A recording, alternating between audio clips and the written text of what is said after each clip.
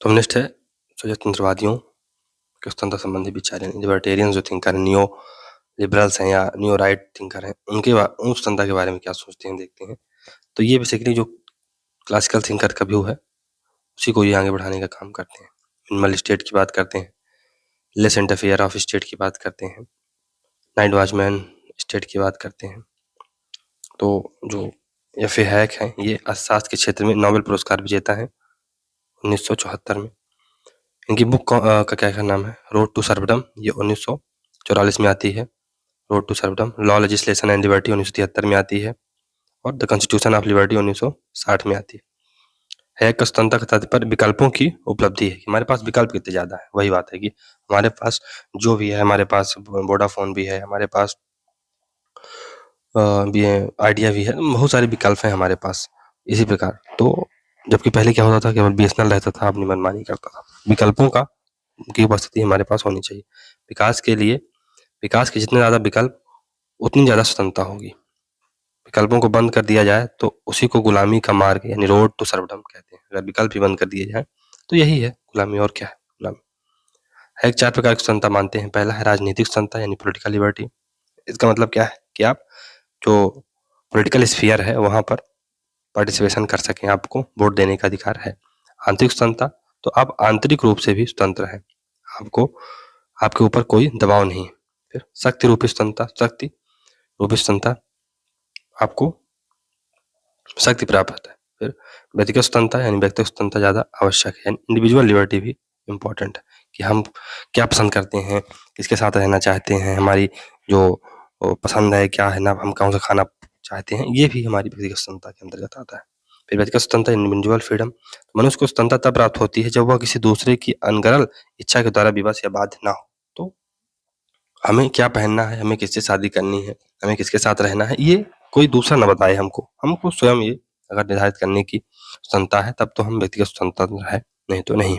Hack के अनुसार स्वतंत्रता का समान वितरण नहीं किया जा सकता। समाज में सबको थोड़ी-थोड़ी स्वतंत्रता मिलने से अच्छा है कुछ लोगों को पूरी स्वतंत्रता प्राप्त हो, चाहे बाकी लोग उससे वंचित रह जाएँ।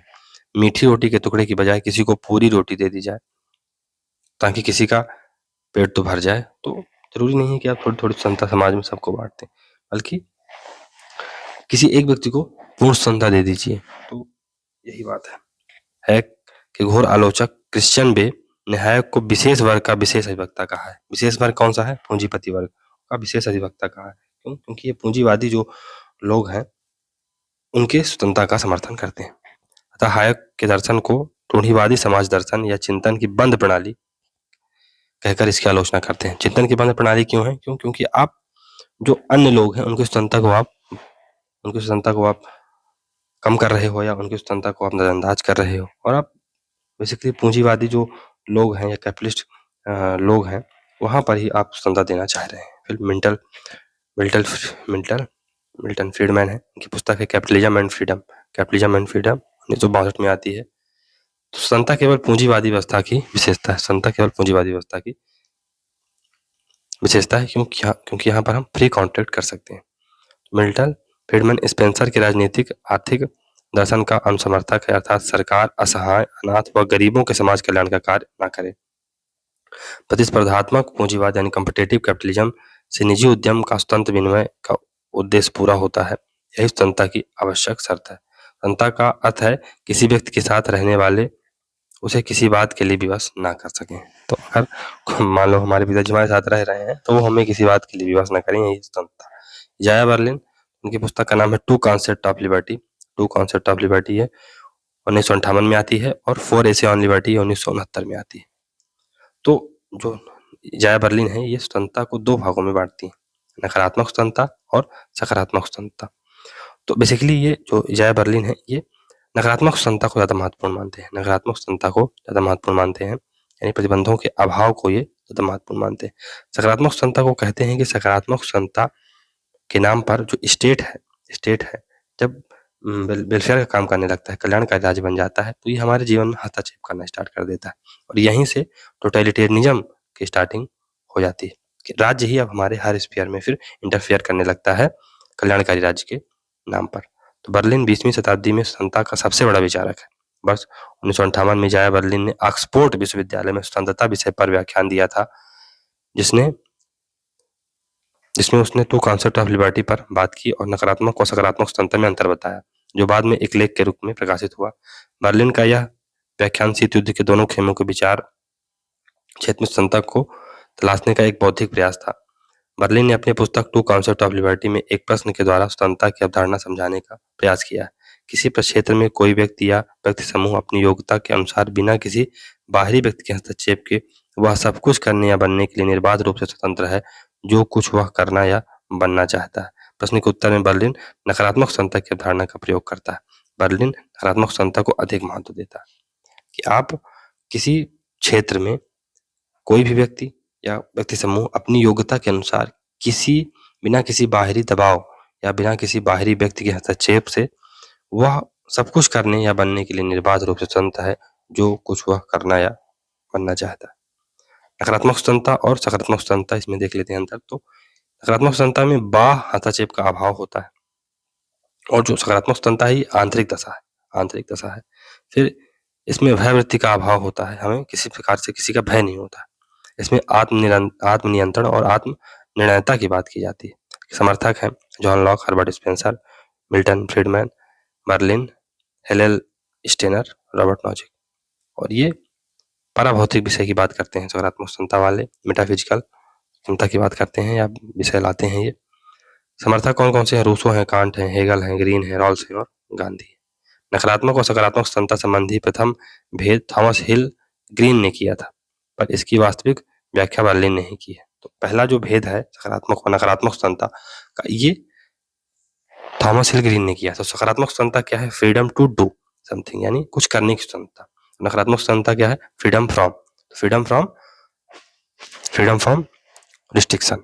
ये एक प्रकार की राजनीतिक स्वतंत्रता है और ये एंग्लो अमेरिका जो कंट्रीज हैं वहां पर ये फेमस है। जबकि जो फ्रीडम टू यानी कुछ करने की स्वतंत्रता, ये आर्थिक, सामाजिक व आर्थिक स्वतंत्रता है। तो ये महाद्वीपीय यूरोपीय परंपरा में इसका समावेशन किया जाता है। तो राज्य केवल नकारात्मक स्वतंत्रता की रक्षा कर सकता है, सकारात्मक स्वतंत्रता उसके कार्य क्षेत्र में नहीं आती। जो जैसा है वैसा है। स्वतंत्रता है, वह समानता, न्याय, संस्कृति या मानवीय सुख की पर्याय नहीं हो सकती है, जाया बर्लिन कहती है। तो हमें जो आगे चल के हम देखेंगे कि जो जाया बर्लिन है वैल्यू प्लूरलिज्म का कॉन्सेप्ट देती है कि कोई भी जो वैल्यू है अपने आप में पूर्ण है। स्वतंत्रता है, वो समानता नहीं है, वो न्याय नहीं है, वो संस्कृति नहीं है, वो मानवीय सुख नहीं। स्वतंत्रता है, इसमें समानता है। तो एक वैल्यू ना तो दूसरी वैल्यू से बड़ी है ना छोटी है। वैल्यू प्लूरलिज्म का ये कॉन्सेप्ट देते हैं। स्वतंत्रता का न्याय व समानता से कोई संबंध नहीं है। स्वतंत्रता का अच्छी सामाजिक आर्थिक दशा से भी कोई संबंध नहीं। जाया बर्लिन, अगर कोई व्यक्ति बाज की तरह उड़ नहीं सकता या व्हेल की तरह तैर नहीं सकता तो ये उसकी अपनी कमी है। अगर कोई व्यक्ति बाज की तरह नहीं उड़ सकता है और व्हेल की तरह तैर नहीं सकता है तो उसकी अपनी कमी है, अर्थात अपनी आकांक्षाएं व स्वप्न पूरी करने की क्षमता या अक्षमता व्यक्ति का स्वयं का निजी मामला है। उसमें राज्य क्या करे? भाई आप नहीं IAS बन पा रहे हो, आप नहीं पायलट बन पा रहे हो, तो वो आपकी समस्या है, उसमें राज्य क्या करेगा? यही बात है। चयन या पसंद की स्वतंत्रता मानव होने का सार है। चयन या पसंद की स्वतंत्रता मानव होने का सार। बर्लिन मूल्य बहुलवाद यानी वैल्यू प्लूरलिज्म और नकारात्मक स्वतंत्रता का पक्षधर है। अतः वह एकत्ववाद यानी मोनिज्म का विरोधी है कि आप किसी एक वैल्यू को, जैसे जो उदारवादी हैं वो स्वतंत्रता को महत्वपूर्ण मानते हैं, अगर समाजवादियों को देखा जाए तो वो समानता को महत्वपूर्ण मानते हैं। तो कहता है कि स्वतंत्रता है, वो समानता नहीं है। समानता है, वो स्वतंत्रता नहीं है। तो हर वैल्यू का अपना एक महत्व होता है। हम स्वतंत्रता को समानता से कंपेयर नहीं कर सकते और इसी प्रकार समानता को स्वतंत्रता से कंपेयर नहीं कर सकते हैं। बर्लिन के अनुसार रूसो सकारात्मक स्वतंत्रता का सबसे बड़ा पक्षधर है क्योंकि उसने स्वशासन को स्वतंत्रता माना। तो रूसो सकारात्मक स्वतंत्रता का सबसे बड़ा पक्षधर है क्योंकि उसने स्वशासन को सबसे बड़ी स्वतंत्रता माना है। बर्लिन रूसो की समान इच्छा के रूप में परिभाषित सकारात्मक स्वतंत्रता को 2 आधारों पर आलोचना करता है। कौन कौन से? पहला, अगर केवल समान इच्छा ही सही सार्वजनिक हित का प्रतिनिधित्व करती तो वह उदारवाद के बहुलवादी के सिद्धांत के विपरीत है। अगर केवल समान इच्छा ही सभी सही सार्वजनिक हित का प्रतिनिधित्व करती है तो वह उदारवाद के बहुलवादी के सिद्धांत के विपरीत है। यानी उदारवाद में क्या होता है? उदारवाद में आपको विकल्पों का चयन करने की स्वतंत्रता है, आपको बहुत सारे विकल्प दिए जाते हैं, लेकिन अगर जैसे रूसो की अगर समान इच्छा की बात की जाए तो वो कहता है कि एक बार आपने कानून बना दिया, वहाँ पर तो सर्वसम्मति से कानून बनेगा, लेकिन अगर एक बार कानून बन गया, समान इच्छा बन गई, तो अब उसकी अवहेलना कोई नहीं कर सकता और समान इच्छा को मानने के लिए जो राज्य है वो लोगों को विवश भी कर सकता है। तो ये एक प्रकार से क्या हुआ, ये बहुलवाद का तो विपरीत बात हो गई ना। दूसरा, वास्तविक यानी रियल इच्छा का सामान्य इच्छा में परिवर्तन वास्तविकता में असंभव है। जो रियल इच्छा है उसका सामान्य इच्छा में परिवर्तन वास्तव में असंभव है, संभव ही नहीं है, क्योंकि नागरिकों की इच्छा छुपी हुई होती है। एक व्यक्ति की रियल विल है, उसे आप कैसे जान सकते हो? क्यों? क्योंकि हर व्यक्ति की जो रियल इच्छा है वो हिडन होती है। सामान्य इच्छा द्वारा व्यक्तियों को मजबूर किया जाता है कि वह अपनी स्वतंत्रता को महामानव को सौंप दें, जिससे वह समान इच्छा बन जाए। तो समान इच्छा द्वारा क्या किया जाता है? जनरल विल द्वारा क्या किया जाता है कि व्यक्तियों को मजबूर किया जाता है कि वह अपनी इच्छा एक महामानव यानी महामानव या लेवियाथन या राज्य को सौंप दें, जिससे वह समान इच्छा बन जाए। लेकिन ऐसा होना नहीं चाहिए। थॉमस हॉब्स और इजाया बर्लिन दोनों स्वतंत्रता को ऐसी स्थिति मानते हैं जहां कोई बाध्यकारी तत्व मौजूद ना हो, लेकिन दोनों के विचारों में थोड़ा अंतर है। तो हॉब्स को देख लेते हैं। ये सेल्फ इंड्यूस्ड मूवमेंट यानी स्वतः स्फूर्त गति की बात करते हैं, यानी स्वतंत्र होना अर्थात स्वस्फूर्त गति से गतिमान रहना, अपनी अंदर की गति से, अपने स्वयं की गति से गतिमान रहना। व्यक्ति और वस्तु दोनों ही स्वतंत्र और अस्वतंत्र हो सकते हैं। अनैतिक या अनैच्छिक रुकावट भी स्वतंत्रता का ह्रास माना गया।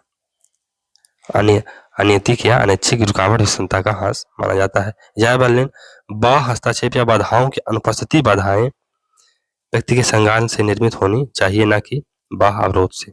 तो जो बाह्य हस्तक्षेप या बाधाओं की अनुपस्थिति है, ये बाधाएं व्यक्ति के संज्ञान से निर्मित होनी चाहिए, ना कि बाह्य अवरोध से। केवल मनुष्य स्वतंत्र या अस्वतंत्र हो सकते हैं, वस्तुएं नहीं। उदाहरण के लिए भूस्खलन जैसी प्राकृतिक बाधा को अभीष्ट हस्तक्षेप की श्रेणी में नहीं रखा जा सकता। नकारात्मक स्वतंत्रता ने बाजार केंद्रित वितरण प्रणाली यानी मार्केट बेस्ड जो डिस्ट्रीब्यूशन सिस्टम है को बढ़ावा दिया है, अर्थात असीमित आर्थिक स्वतंत्रता की बात करती है।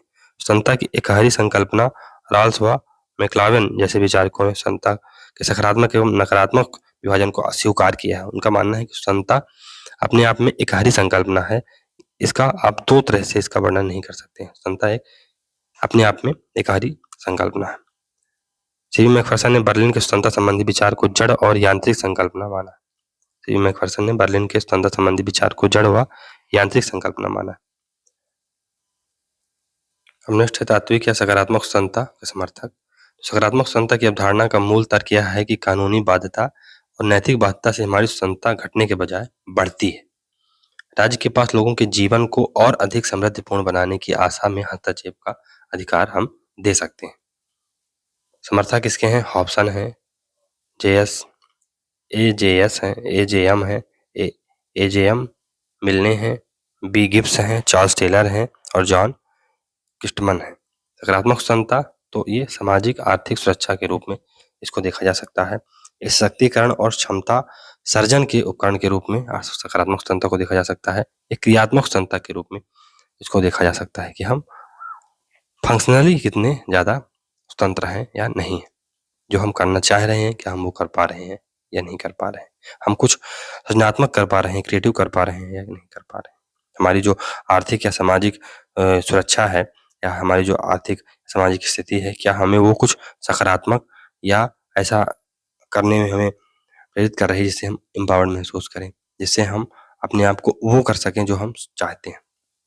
अटलांटिक जो चार्टर है उसमें यूएसए के राष्ट्रपति फ्रैंकलिन डी रूजवेल्ट ने 4 प्रकार की स्वतंत्रता, जिन्हें 4 मुक्तियां भी कहा जाता है, का वर्णन किया। पहला अभिव्यक्ति की स्वतंत्रता यानी फ्रीडम ऑफ स्पीच, फिर उपासना की स्वतंत्रता फ्रीडम ऑफ वर्शिप, भय से स्वतंत्रता फ्रीडम फ्रॉम फियर और अभाव से स्वतंत्रता फ्रीडम फ्रॉम स्कैरसिटी, अभाव से भी स्वतंत्रता होनी चाहिए।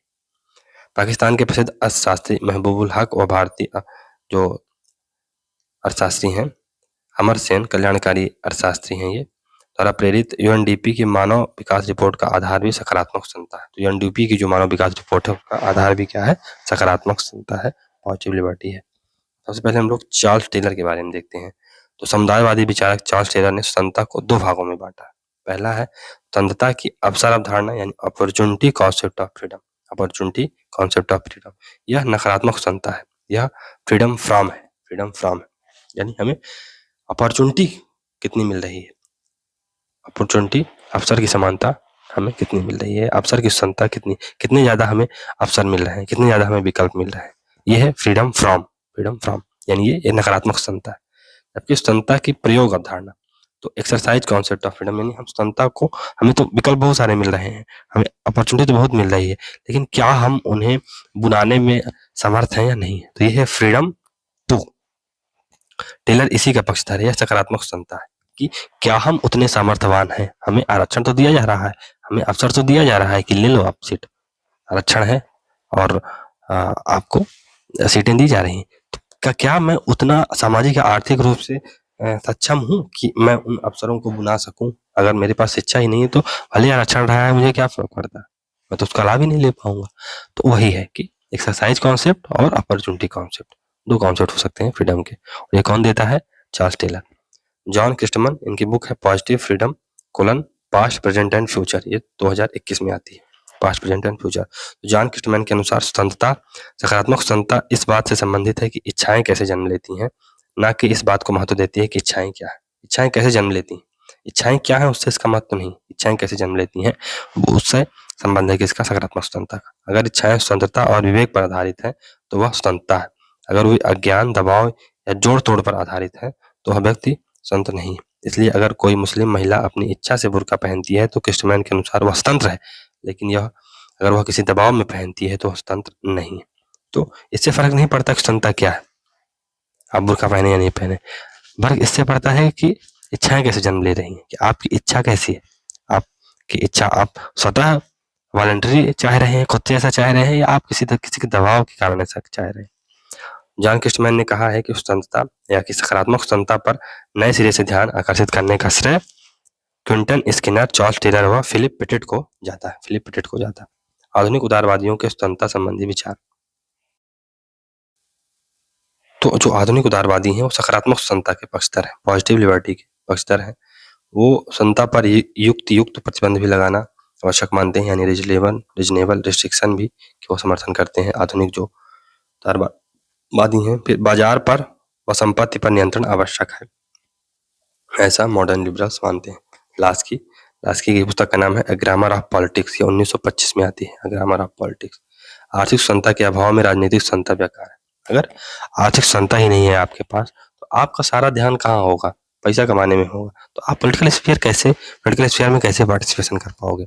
जवाहरलाल नेहरू क्या बोलते हैं कि भूखे मनुष्य के लिए वोट का कोई महत्व नहीं, जो व्यक्ति भूखा है उसके लिए रोटी जरूरी है, वोट तो वो दे देगा किसी को जब उसके पास रोटी होगी तो। और भारत में ऐसा ही हो रहा है, रोटी के दम पर वोट खरीदा जा रहा है। तो यही बात है। मार्कस, स्वतंत्रता का तात्पर्य प्रतिबंधों का अभाव नहीं, स्वतंत्रता का तात्पर्य प्रतिबंधों का अभाव नहीं, जैसे क्रूरता का अभाव स्वतंत्रता नहीं। तो स्वतंत्रता का तात्पर्य प्रतिबंधों का अभाव नहीं होना चाहिए। जैसे कि अगर कह दिया जाए कि स्वतंत्रता, क्रूरता का अभाव स्वतंत्रता नहीं, सुंदरता नहीं। अगर क्या आपसे पूछा जाए स्वतंत्रता क्या है तो आप कहेंगे क्रूरता का अभाव। तो जिस प्रकार क्रूरता का अभाव स्वतंत्रता नहीं, उसी प्रकार प्रतिबंधों का अभाव स्वतंत्रता नहीं। हेगल, आदर्शवादी जो विचारक है उनको देख लेते हैं, तो उसमें हेगल आते हैं।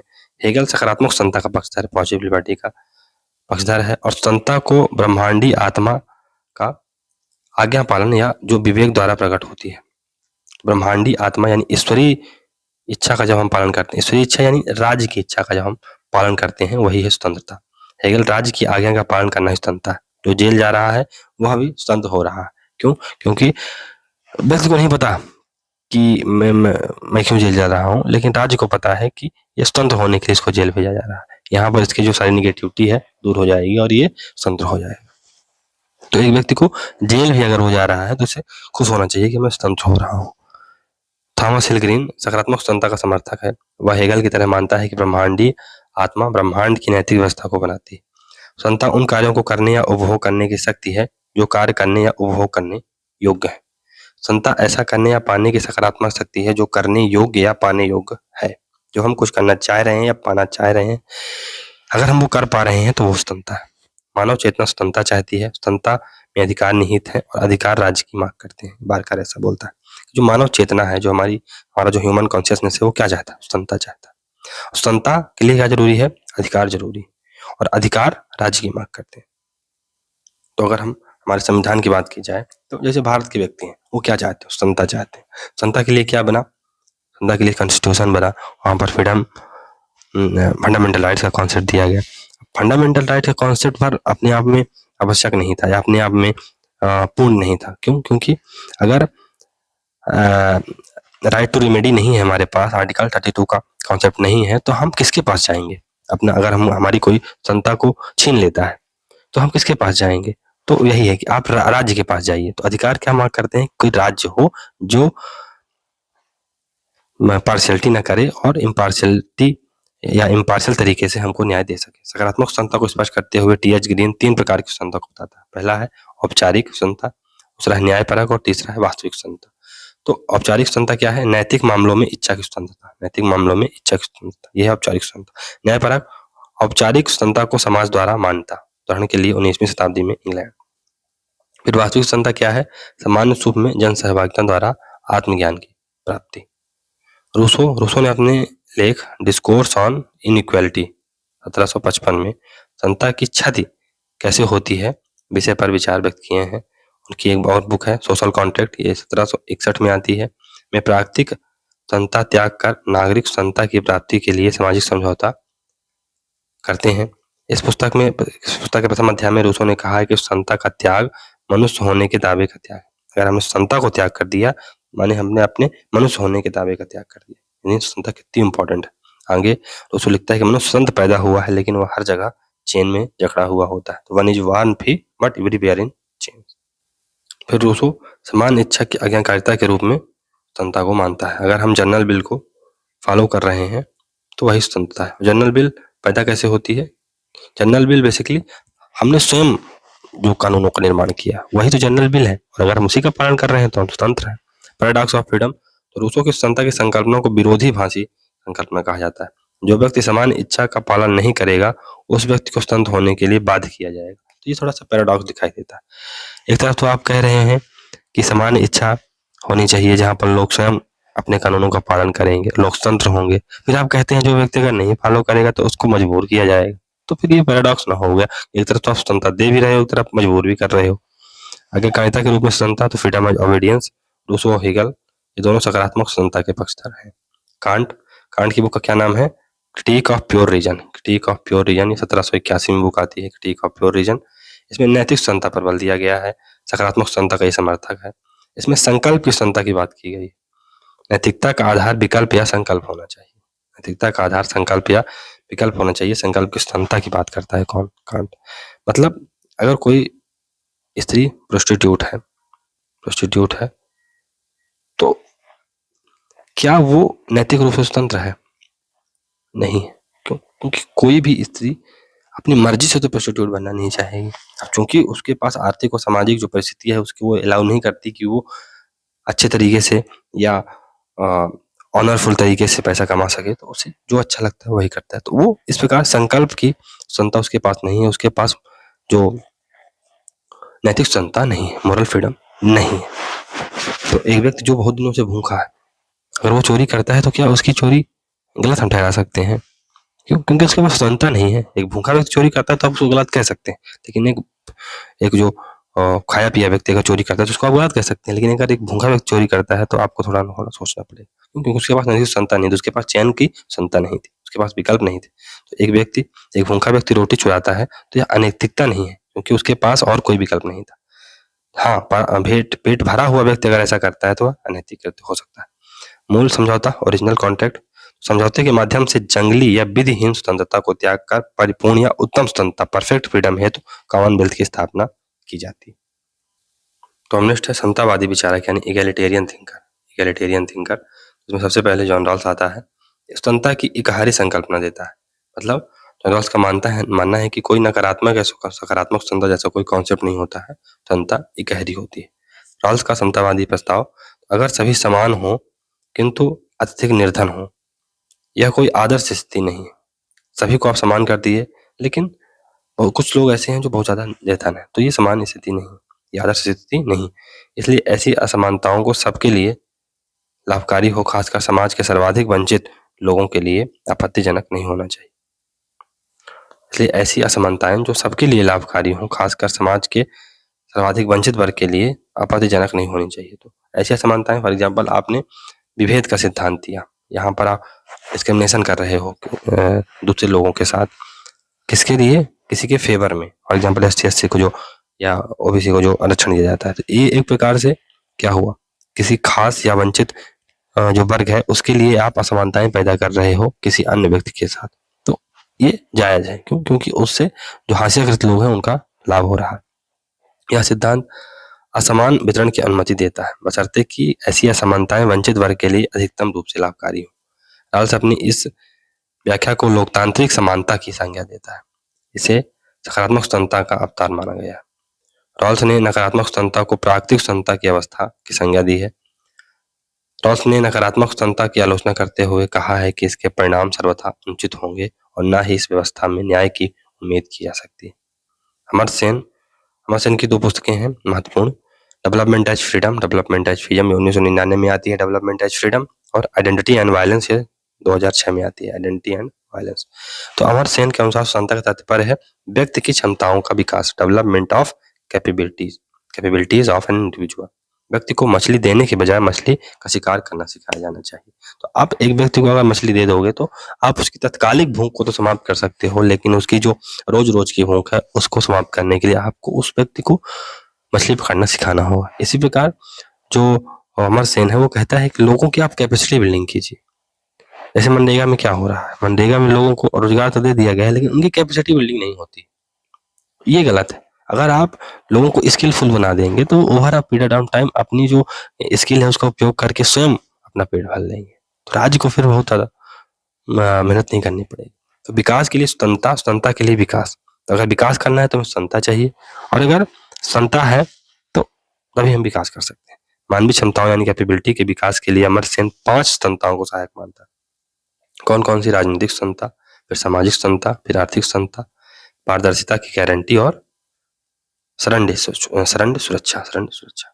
फिर डॉर्किन है, तो डॉर्किन के अनुसार विधिक हस्तक्षेप ही स्वतंत्रता है। अगर आप किसी प्रकार से लीगली हस्तक्षेप नहीं कर रहे हैं तो वही है स्वतंत्रता। मेरी समझ से कानूनी बाध्यताओं से मुक्ति ही स्वतंत्रता है, जिसे आमतौर पर नकारात्मक स्वतंत्रता कहा जाता है।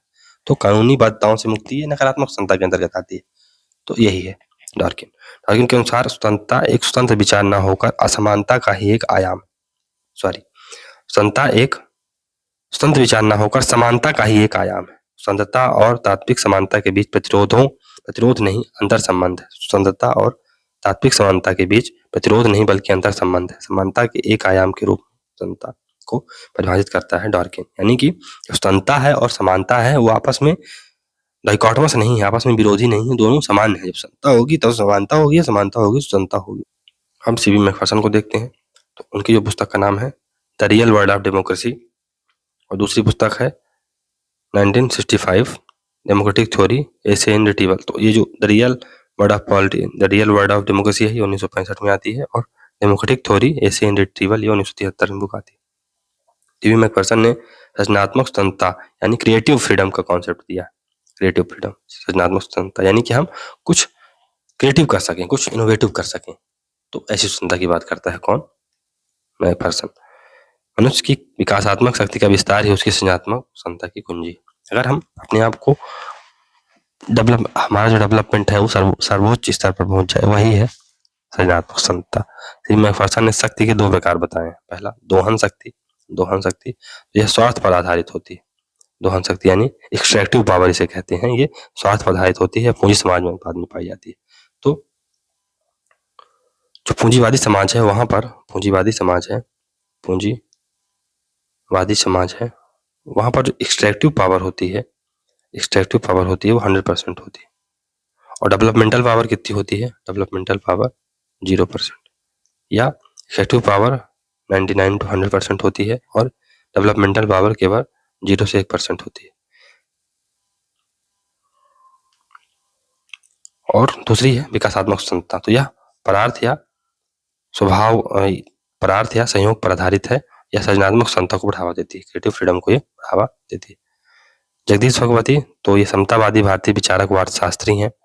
इनकी बुक है वर्ल्ड इकोनॉमी और India in transition: freeing the economy. Jagdish Bhagwati के अनुसार वैश्वीकरण अपनाने के बाद भारत में सृजनात्मक क्षमता का ह्रास हुआ। जब से वैश्वीकरण आया है तो भारत में क्रिएटिव फ्रीडम है वो कम हुई है। तो अब हम लोग मार्क्सवादी विचारकों को देख लेते हैं लास्ट में। तो समता की मार्क्सवादी संकल्पना के अनुसार विच्छिन्नता का अंत, मानवीय रचना धर्मिता की अभिव्यक्ति व आत्मसिद्धि की क्षमता है ये। तो जो यंग मार्क्सिस्ट हैं वो मार्क्स की आर्थिक और दार्शनिक पांडुलिपि यानी इकोनॉमिकल एंड फिलोसॉफिकल मैन्युस्क्रिप्ट से प्रभावित है, जो कि 1844 में पुस्तक आई थी। इसमें थ्योरी ऑफ एलिनेशन की बात की गई है, अलगाव की अवधारणा दी गई है। इसमें पूंजीवाद के दोष बताए गए हैं। अलगाव के 4 स्तर हैं। पहला तो रचना या उत्पाद से अलगाव हो जाता है। तो एक व्यक्ति को अपने प्रोडक्ट से या जो चीज वो बनाता है उसी से अलगाव हो जाता है। क्यों? क्योंकि अगर एक शर्ट भी बनानी है पूंजीवादी व्यवस्था में, बटन कोई लगा रहा है, उसको असेंबल कोई कर रहा है, उसमें कॉलर कोई बना रहा है, तो एक व्यक्ति को उसके उत्पाद से या रचना से ही अलगाव हो जाता है। फिर उसको एक व्यक्ति की प्रकृति से अलगाव हो जाता है, अपनी प्रकृति से लोग को अलगाव हो जाता है। दूसरा सहचरों या साथियों से अलगाव। तो हमने देखा है कि पूंजीवादी व्यवस्था एक शोषणकारी व्यवस्था है, जहां पर जो ले ऑफ है या कि नौकरी से निकाल दिया जाना बहुत आसान प्रोसेस है या बहुत ही सरल प्रोसेस है। तो इसमें क्या होता है कि एक जो फेलो जो वर्कर है वो अपने जो साथी वर्कर है उसके प्रति ईर्ष्या रखता है। क्या कि अगर मान लो मैं कोई वर्कर हूँ और मुझे नौकरी से निकाल दिया गया, तो मैं अपने साथी के बारे में क्या सोचूंगा कि भगवान उसको कुछ हानि हो जाए तो उसको जॉब से निकाल दिया जाए और मुझे जॉब मिल जाए। तो इससे क्या होगा कि आप अपने साथी हैं उनसे अलगाव महसूस करेंगे, अपने सहचरों से अलगाव महसूस करेंगे और अंतिम में आप स्वयं से अलगाव महसूस करना स्टार्ट करते हैं। मार्क्स के अनुसार समता का अर्थ अकेलापन नहीं बल्कि वास्तविक समता का आनंद प्रकृति या समूह से जुड़कर उठाया जा सकता है। जो हम प्रकृति से जुड़ जाते हैं, हमारे पास क्षमता है कि हम सुबह कहीं घूमने निकल जाएं, दोपहर में कुछ अन्य कार्य कर लें और रात को है ना संगीत वादन या कुछ कविताएं पाठन कर रहे हैं। तो यही है स्वतंत्रता, जब हम फ्रीली, हमें किसी प्रकार की कोई बाधा ना रहे, हमारे पास किसी प्रकार की कोई टेंशन ना रहे, यही है स्वतंत्रता। युवा मार्क्स व पौर्ण मार्क्स में अंतर बताने वाला लुई अल्थ्यूजर है। हंगरी के मार्क्सवादी विचारक जॉर्ज लुकास की पुस्तक है हिस्ट्री एंड क्लास कॉन्शियसनेस में भी अलगाव की बात दी गई है, जो कि 1923 में आती है। फ्रेडरिक एंजल्स, इनकी जो पुस्तक है वो है एंटी ट्यूरिंग 1878 में आती है। व्यवस्था से स्वतंत्रता की ओर यानी leave from necessity to freedom. जैसे जैसे मानव का प्रकृति के अटल नियमों पर नियंत्रण बढ़ता जाएगा, मानव व्यवस्था के लोग यानी किंगडम ऑफ नेसेसिटी से निकलकर स्वतंत्र लोग यानी किंगडम ऑफ फ्रीडम में प्रवेश कर जाएगा। तो वैसे जो इनिशियल मार्क्सिस्ट थे एंजल्स और मार्क्स, ये क्या मानते थे कि अगर हमने किसी प्रकार से प्रकृति पर नियंत्रण कर लिया तो हम स्वतंत्र हो जाएंगे। नव मार्क्सवादी विचारक, तो इसमें नव मार्क्सवादी में फ्रैंकफर्ट स्कूल आती है और आलोचनात्मक सिद्धांत आता है, क्रिटिकल थ्योरी और फ्रैंकफर्ट स्कूल आती है। तो इससे जो महत्वपूर्ण थिंकर है वो एरिक फ्रॉम है। इनकी पुस्तक का क्या नाम है? एस्केप फ्रॉम फ्रीडम, ये 1941 में आती है। एस्केप फ्रॉम फ्रीडम और फ्रीडम ऑफ फियर, ये 1942 में आती है। पूंजीवादी व्यवस्था के अंतर्गत मानव भौतिकवाद के जाल में उलझकर नैतिक अकेलापन, मोरल अलूफनेस का शिकार हो जाता है। उसका अलगाव, एलिनेशन हद से ज्यादा बढ़ जाता है। तो मानव मनोविदलता यानी सिंजोफ्रेनिया एक मानसिक रोग का शिकार हो जाता है। शब्दावली क्या है? नैतिक अकेलापन या मनोविदलता। रॉबर्ट मार्क ट्यूजे, तो ये वन डायमेंशनल मैन की बात करता है। ये इसकी पुस्तक है, 1964 में आती है, एक आयामी मनुष्य। पूंजीवादी व्यवस्था में उपभोक्ता संस्कृति मनुष्य पर इतना हावी हो गई है, मानव केवल तुच्छ भौतिक इच्छाओं का दास बनकर रह गया। आधुनिक प्रौद्योगिकी समाज में संरचना व अन्य संसाधनों के द्वारा मानव का माइंड वॉश कर दिया गया। इसने भौतिक संसाधनों की भूख की मिथ्या चेतना को बढ़ावा देकर मानव को एक आयामी बना दिया है। अब आपको विशेष प्रकार की घड़ियां, विशेष प्रकार के शर्ट, विशेष प्रकार के पैंट, विशेष प्रकार के ज्वेलरी, इन्हीं चीजों में अब संता को बांध दिया गया है। इन्हीं चीजों में हमारी जो प्रकृति है वो सिमट कर रह जाती है। आज का मानव सृजनात्मक संता वाला बहुआयामी व्यक्तित्व नहीं रह गया है कि हमें पोएट्री भी करनी है, हमें संगीत भी सीखना है, हमें लोगों से मिलना भी है, हमें भाषण भी देना है, वो नहीं रह गया। अब एक ही चीज, सबको एक ही गाड़ी चाहिए, सबको एक ही बंगला चाहिए, मतलब एक ही चीज पे आप चिंतित हो चुके हो। व्यक्ति सोने के पिंजरे में बंद होकर मुक्त आकाश में उड़ने का आनंद भूल चुका है। एक व्यक्ति क्या चाहता है कि हम सोने के पिंजरे में रहें, वो वास्तविक क्षमता है खुले आसमान में घूमने की, उसको भूल चुका। हैबरमास तो ये लेजिटिमेशन क्राइसिस की बात करता है, इसकी पुस्तक है 1973 में आती है। तो स्वतंत्रता ने पूंजीवाद के सामने वैधता का संकट खड़ा कर दिया है। आधुनिक उदार लोकतंत्र में मनुष्य की तर्क बुद्धि उसे साध्य या सकारात्मक स्वतंत्रता नहीं सिखाती, बल्कि साधनों का संगठन करना सिखाती। तर्क बुद्धि व विवेकशीलता अब स्वाधीनता नहीं, भोगशाली पराधीनता का पर्याय है।